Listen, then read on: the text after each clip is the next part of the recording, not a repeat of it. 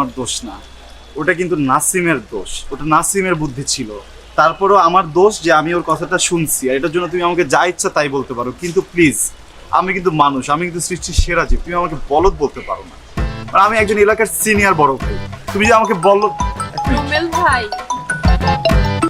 তুমি যে আমাকে বলদ বলো, এই বলদটা কিন্তু আসলে জমবে না, বুঝছো? আমি তোমাকে দুই লাইনে কিছু সংক্ষেপে কথা, আবার শুরু করছেন রুমেল ভাই। তো আজকে যে আমি সিনিয়র, একজন সিনিয়র কাছে তুমি বলদ বলতে পারো, এটা কিন্তু তোমার খারাপ লাগবে না, কিন্তু কালকে এই সিনিয়র কিন্তু আর তোমার সিনিয়র থাকবে না, তোমার আমার মাঝে কিন্তু কিছু একটা হইতে পারে যেটার পর আমি তোমার আর সিনিয়র থাকবো না, বুঝছো? তখন কিন্তু মনে করো আমাকে যদি তুমি বলদ বলছো, এই জন্য তুমি রিগ্রেট করলো, মানুষ কিন্তু তোমাকেই খারাপ বলবে। তো তুমি আমাকে না প্লিজ আর কখনো, স্টুপিড কিছু তো না, আমি তো উল্টাপাল্টা কোনো কথা বলতেছিলাম না, জীবনের প্রথমবারের মতো আমি ঠিক কথা বলতেছিলাম, তাই না বলো? তো তখন আমি কিসের জন্য রাখছি যে তোরা যদি দেখো আমি উল্টাপাল্টা কোনো কথা বলতেছি রুম্পাকে, তখন আমাকে আটকাবি? আমি তোর সাথে ঠিক লাইনে কথা বলতেছিলাম, এই সময় তো তোর আমাকে আটকানো উচিত হয় না, এখন আবার নতুন করে ওকে পুরোটা বুঝাইতে হবে।